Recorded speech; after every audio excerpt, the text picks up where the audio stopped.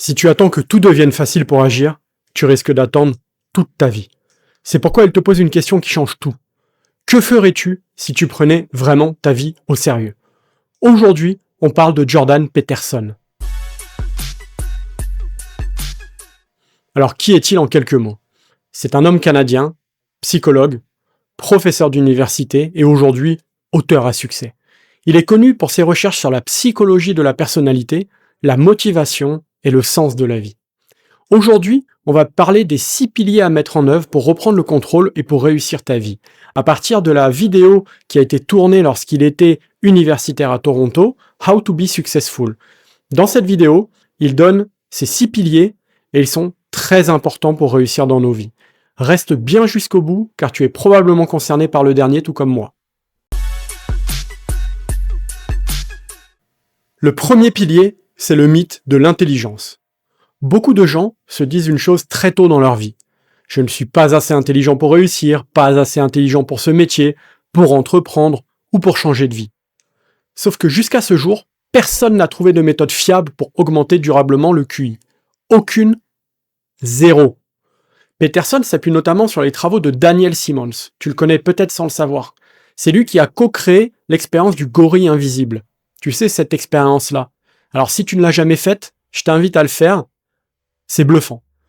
Donc tu regardes une vidéo, celle-ci en l'occurrence, et on te demande de compter le nombre de passes effectuées par l'équipe qui porte un t-shirt blanc. Alors toi, tu te concentres, tu regardes, tu trouves le bon chiffre. Ok, t'es super content. Sauf qu'à la fin, t'as pas réalisé qu'un gorille a traversé en plein milieu de l'écran entre les gens qui se font des passes et toi, t'as rien vu du tout. Et cette expérience, elle montre une chose qui est essentielle. Notre cerveau est très limité, très sélectif et profondément imparfait. Simmons a ensuite étudié tous ces programmes d'entraînement créés en ligne et ces applications qui te promettent de te rendre ton cerveau plus puissant, d'augmenter ton QI, de te rendre plus intelligent. Et le verdict, il est clair. Les études sont formelles. Tu deviens meilleur, oui, mais uniquement aux jeux auxquels tu pratiques et très légèrement aux jeux qui sont similaires.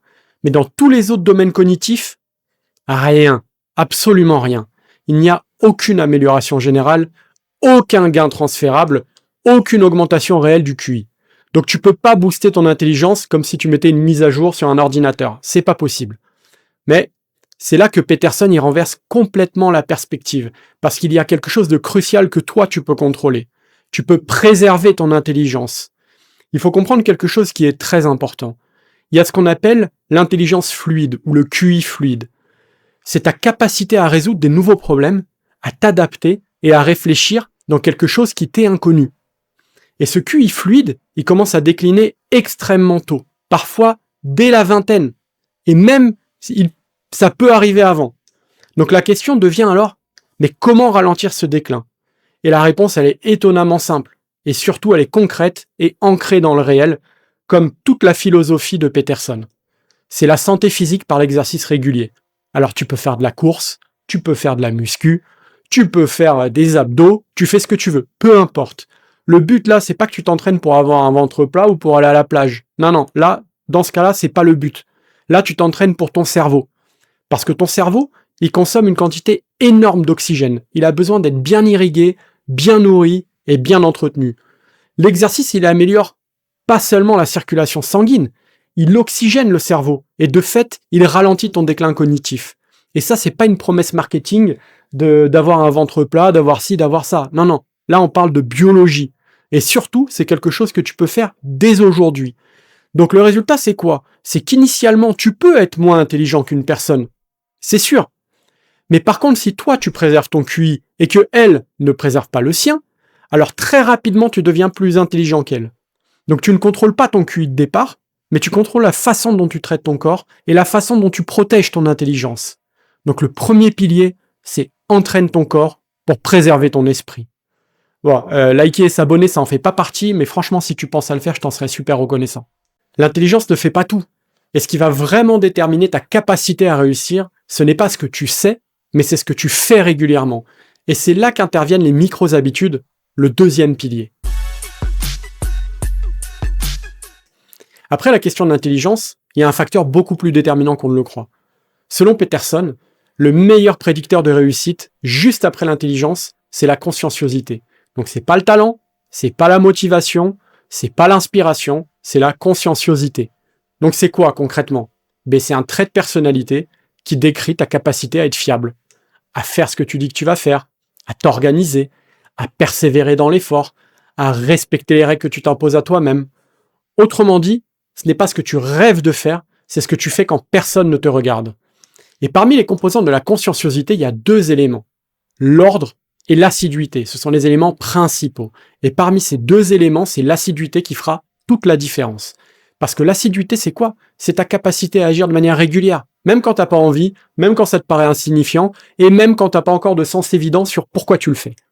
Et la question devient alors, comment développer cette assiduité? Alors bien sûr, il y a une part de génétique. Tu vas me dire, ouais, mon père, ma mère, ils étaient pas assidus, je le suis pas non plus. Non, tout ça, c'est des conneries. Il y a une petite part, c'est sûr. Mais cette petite part, elle est infime. Parce que ce trait, il peut être entraîné par la mise en place de micro-habitudes. Donc ces micro-habitudes, c'est des petites actions quotidiennes qui peuvent paraître anodines, même presque ridicules. Mais pourtant, elles s'additionnent, elles s'accumulent et elles produisent quelque chose de fondamental. Elles construisent ta fiabilité personnelle. À ce stade, ces actions, elles ne sont même pas encore reliées à un grand objectif. Et c'est volontaire. Leur rôle, c'est pas de te faire réussir. Leur rôle, c'est de te préparer à devenir quelqu'un qui peut réussir. Elles servent à bâtir ta confiance en toi, non pas par des pensées positives, mais par des preuves concrètes. Parce qu'à chaque micro-habitude que tu vas faire, ton cerveau, il va envoyer un message. Je fais ce que je dis, je tiens mes engagements. Donc ça peut être plein d'exemples différents. Ça peut être faire ton lit le matin, ranger ton bureau avant d'aller travailler, faire 5 pompes quand tu te lèves ou quand tu te couches, écrire une phrase ou tout simplement respecter une règle de vie que tu t'es fixée. Peu importe. Ce qui compte, c'est la régularité. Tu commences petit à petit à arrêter à te mentir et tu commences à te faire confiance. Et sans t'en rendre compte, quelque chose change plus profondément encore. Tu construis une identité. Une identité simple, mais ô combien puissante. Pourquoi? Parce que tu te dis, je suis quelqu'un qui fait ce qu'il dit, je suis quelqu'un qui met de l'ordre dans sa vie, je suis quelqu'un qui agit tous les jours, même pour les petites choses. Et derrière ça, cette identité que tu es en train de créer, elle devient un socle solide sur lequel tu peux enfin commencer à bâtir quelque chose de plus grand. Et c'est pour ça exactement qu'il ne faut pas commencer par des grands rêves abstraits. Il faut commencer par des petites promesses, mais que tu tiens. Et c'est ensuite sur cette base que va s'appuyer le Future Authoring Programme dont on va parler juste après. Donc, une fois que tu as commencé à redevenir fiable envers toi-même, il faut se poser une question essentielle. Pourquoi est-ce que tu fais ça? Parce que si tu n'as pas une direction claire, tous tes efforts ils restent dispersés. Et c'est pour ça que le 3e pilier il est crucial. Il faut que tu te fixes des objectifs qui donnent un sens à tous tes efforts. Une fois que tu as stabilisé ton corps et que tu as commencé à reconstruire ta fiabilité personnelle à travers les micro-habitudes, une question devient inévitable. Pourquoi faire tous ces efforts? Parce que faire des efforts sans direction, c'est de la souffrance inutile. Alors ce qui est important à ce stade, c'est pas d'agir plus, mais c'est de savoir pourquoi est-ce que tu agis. Et je vais être très clair. Pas des objectifs que la société te dicte. Pas des objectifs que ta famille attend de toi. Pas des objectifs que tu penses devoir vouloir. Non. Ce qu'il faut, c'est des objectifs qui ont un sens réel pour toi et pour toi seul. C'est ça qui est important. Et pour t'aider à clarifier ça, parce qu'on a beaucoup de choses autour de nous et que c'est très compliqué, Peterson a conçu un outil qui est très précis et qui est relativement simple en réalité, mais qu'il faut mettre en œuvre. C'est le Future Authoring Programme. Donc, on peut le traduire par un programme de construction de ton avenir par l'écriture. Donc, c'est quoi en gros? Eh bien, tout commence par une question à laquelle tu dois donner une réponse la plus honnête possible, en fait. Si tu prenais vraiment ta vie au sérieux, à quoi ressemblerait-elle dans 3 à 5 ans? Mais pour arriver à une question aussi large et complexe, il faut raisonner par étapes. D'abord, tu vas imaginer ton futur idéal. Donc pas un fantasme irréaliste, tiens, dans 5 ans, j'ai envie de vivre sur Mars. Non, ça, c'est pas possible. Un truc réaliste. Tu dois donner une version honnête de la vie que tu aimerais vivre. Tu réfléchis à beaucoup de choses. À ton travail, à tes relations intimes, à ta famille, à tes amis, ta santé physique et mentale, ton temps libre, et même ton rapport à la drogue et à l'alcool. Tout. Faut que tu repenses à tout. Ensuite, Et c'est là que beaucoup de gens bloquent. Tu explores aussi le futur que tu veux absolument éviter. Tu sais, celui qui t'attend si tu continues à rien faire, à procrastiner, à fuir tes responsabilités ou à rien changer. Et ce point, il est extrêmement important, parce que la peur, c'est pas ton ennemi. Elle doit être un moteur de ta transformation. Alors à ce stade, tu clarifies tes valeurs. Ce qui compte vraiment pour toi, ce que tu es prêt à sacrifier, et ce que tu refuses de perdre. Ensuite, tu transformes cette version en vision, donnant quelque chose de très précis, avec des objectifs très précis. Ils doivent être hiérarchiques et réalistes. Pas des rêves flous, mais des objectifs que tu peux réellement poursuivre. Ici, on ne parle pas de psychologie abstraite, on est ancré dans le réel. C'est pas de la pensée positive. C'est un processus structuré, exigeant, parfois inconfortable, mais profondément transformateur. Faut être honnête, cet exercice, il peut faire peur. Pourquoi ? Parce que définir des objectifs, c'est accepter et c'est de prendre le risque d'échouer, tout simplement. C'est la possibilité également de souffrir. Mais cette peur, elle est utile.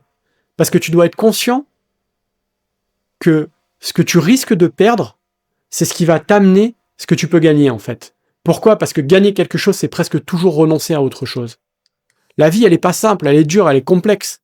Elle exige des choix clairs. Refuser de choisir, c'est déjà un choix. Alors, plutôt que subir ta vie, écris ton futur. Maintenant, dis-moi en commentaire à quoi ressemble ton futur à toi. Ton futur authoring programme. Je vais mettre quelques questions à l'intérieur. Bien sûr, il y en a beaucoup plus que ça, mais c'est vraiment avoir un petit échantillon pour savoir un petit peu comment tu te positionnes par rapport à ça. Parce que, oublie pas une chose, c'est que si toi, tu ne décides pas consciemment qui tu veux devenir, il y a quelque chose d'autre qui le décidera pour toi. Bon, définir ses objectifs, c'est bien, mais c'est pas suffisant. Si tu les traduis pas en actions concrètes, ça reste de simples idées. Et c'est là qu'intervient le 4e pilier. Décomposer tes objectifs en actions quotidiennes. Une fois que tes objectifs sont clairs, hiérarchisés et qu'ils ont un sens pour toi, une autre question devient centrale. Comment est-ce que tu passes du futur à aujourd'hui ? Parce qu'un objectif, aussi important soit-il, il reste inutile s'il n'est pas traduit en actions concrètes. Et ça, c'est un point qui est fondamental. Tu dois transformer tes objectifs en actions quotidiennes. Pas par des grands plans abstraits, pas par des promesses qui sont vagues. Tu dois faire des actions qui sont simples, précises et répétables. Chaque objectif doit être découpé jusqu'à devenir quelque chose que tu peux faire aujourd'hui, sans négociation avec toi-même et sans excuse. Et c'est à ce moment-là que quelque chose de très important va se produire. Chaque petite action devient motivante, parce qu'elle est directement reliée à ce que toi tu considères comme important dans la vie. Plus ton objectif est significatif, plus ces petites actions qui y mènent prennent de la valeur. Et c'est pas une question de volonté, là. C'est encore une fois une question de biologie. Pourquoi ? Parce que tout simplement, c'est exactement comme ça que fonctionne notre système de récompense dopaminergique. La dopamine ne se déclenche pas seulement quand tu atteins un objectif final. Elle se déclenche quand ton cerveau perçoit un progrès vers quelque chose que toi tu valorises profondément. Autrement dit, ton cerveau il se nourrit de tes actions qui tendent dans la direction de ton objectif. Donc quand tu sais pourquoi tu agis, chaque pas devient gratifiant pour ton cerveau. Mais pour ça, il y a une condition. Il faut que tes actions elles soient claires, mesurables et immédiatement exécutables. Parce qu'un objectif vague comme dire « tiens, je veux améliorer ma vie », ouais, ça produit rien du tout. Mais un microprocessus comme écrire la page d'un livre chaque jour, faire 20 minutes de sport, lire 10 pages, ça enclenche une dynamique. Et plus ton objectif il est important, plus ces micro-actions qui te permettent de l'atteindre doivent te fournir une récompense perceptible. Pas une récompense artificielle, mais la satisfaction de faire quelque chose qui est aligné avec tes valeurs. Et c'est exactement ça qui crée le cycle de la motivation. Tu agis, tu avances, ton cerveau il enregistre le progrès, la dopamine se libère et renforce ton comportement, et tu as envie de recommencer, etc., etc., etc. Et du coup, l'effort, c'est plus une lutte permanente de toi contre toi. L'effort devient gratifiant en lui-même, car il tend vers un objectif plus important. Et ton objectif à toi, encore une fois. C'est pour ça qu'il faut être précis dans tes actions, parce que si elles sont trop vagues, ton cerveau, il va pas percevoir le progrès, et sans perception du progrès, tu n'auras pas la libération de la dopamine et tu n'auras pas cette motivation en fait durable qui va te permettre de durer. Un objectif bien décomposé, il transforme chacune de tes journées en une série de petites victoires. Donc tu te lèves pas en te demandant est-ce que j'ai envie, tu te lèves en sachant exactement ce que tu dois faire et surtout pourquoi est-ce que tu dois le faire. Et c'est là que la discipline, elle devient beaucoup plus facile. Parce qu'elle n'est plus imposée de l'extérieur, va faire ci, va faire ça, machin. Non, non, elle est soutenue de l'intérieur, par toi-même, parce que tu sais pourquoi tu le fais. Et c'est ça en fait qui est le plus important. Maintenant que tu sais quelle action tu dois réaliser chaque jour, il faut les organiser. Parce que sinon, tu risques de te disperser, et pour que chaque journée compte, il te faut un planning quotidien qui est le 5e pilier. Une fois que tes objectifs sont clairs, et qu'ils ont été traduits en actions quotidiennes, il reste une question qui est décisive. À quoi ressemble concrètement ta vie, jour après jour? Parce qu'en réalité, ta vie n'est rien d'autre que la somme de tes journées. Donc tu dois établir un planning quotidien. Pas une liste vague de choses à faire, pas des intentions floues. Non, un vrai calendrier précis et ancré dans le réel. Et surtout, il faut que ce soit un planning que tu respectes. Alors attention parce que c'est essentiel, ce planning ne doit pas être une prison. Le but, c'est pas de te contraindre ou de te punir ou de te transformer en machine. Non, c'est exactement l'inverse le but. Tu dois construire une journée que tu as vraiment envie de vivre. Alors, imagine un truc. Imagine ton lendemain. Si tu devais en organiser chaque minute pour que ce soit ta meilleure journée possible, à quoi est-ce qu'elle ressemblerait? D'ailleurs, tu peux me le dire en commentaire, qu'on puisse en discuter. Une fois que tu l'as visualisé, tu la planifies.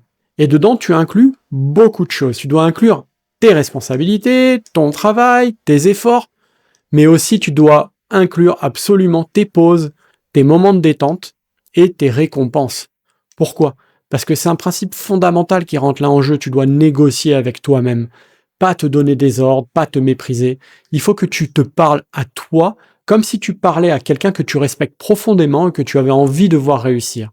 Par exemple, tu peux te dire, si je me concentre sur ce travail pendant 2 heures, bah alors derrière, je m'accorde 25 minutes de repos pour jouer à mon jeu vidéo préféré. Bon, par exemple. C'est pas de la manipulation, en fait. C'est une forme de responsabilité qui est mature. Tu reconnais que l'effort mérite une récompense et que le plaisir a une place à condition d'être mérité et que ce soit dans un environnement structuré. Et c'est ça le point principal. La perfection, c'est pas l'objectif.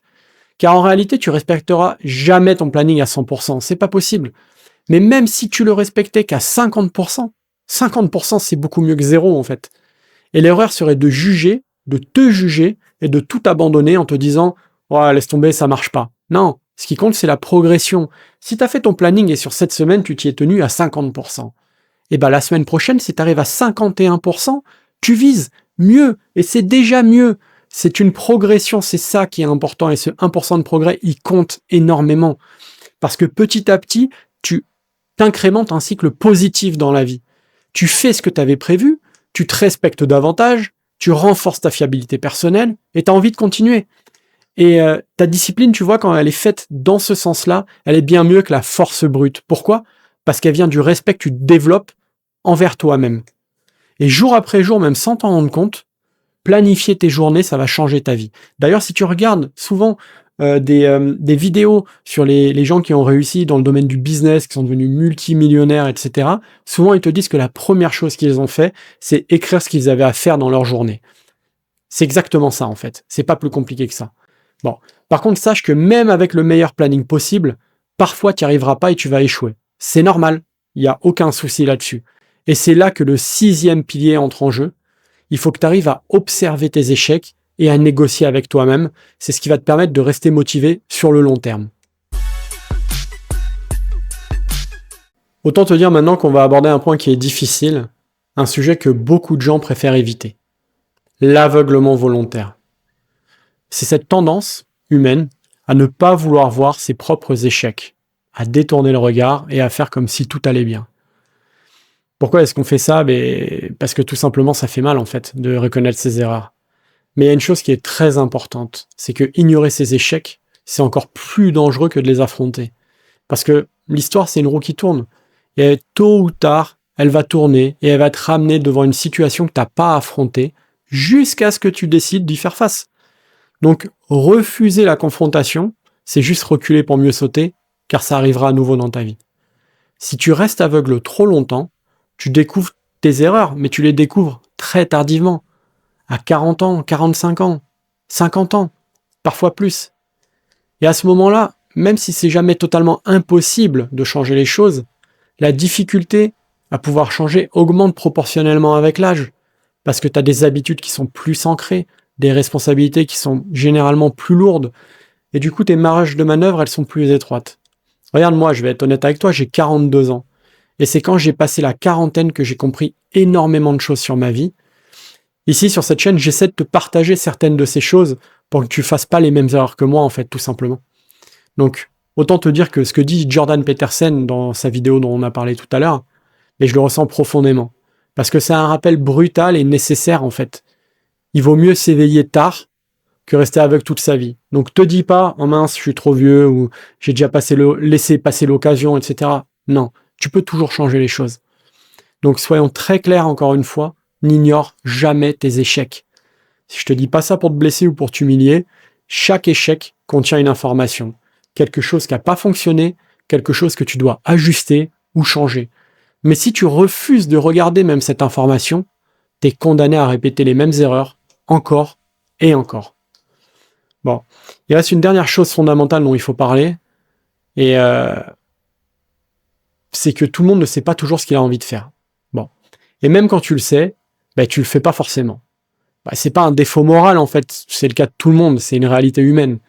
Donc c'est pour ça que la solution, en réalité, c'est pas de te tyranniser. Il faut pas que tu te traites comme un ennemi ou que tu t'écrases sous la culpabilité. La solution à ça, selon Peterson, c'est qu'il faut négocier avec toi-même. Tu parles à quelqu'un qui est imparfait. Tu es imparfait. Par contre, tu es digne de respect.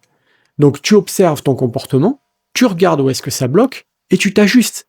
Mais pas avec de la violence en te faisant du mal, mais avec intelligence. Et c'est comme ça que tu vas tenir sur le long terme pour des vrais objectifs à moyen et long terme. Donc, tu tiendras pas par une motivation constante, pas par la perfection, mais par la lucidité, la responsabilité et le respect de toi. Et c'est peut-être ça, au fond, le message le plus important de Peterson. C'est te mens pas à toi-même, mais pourtant, ne te hais pas pour autant.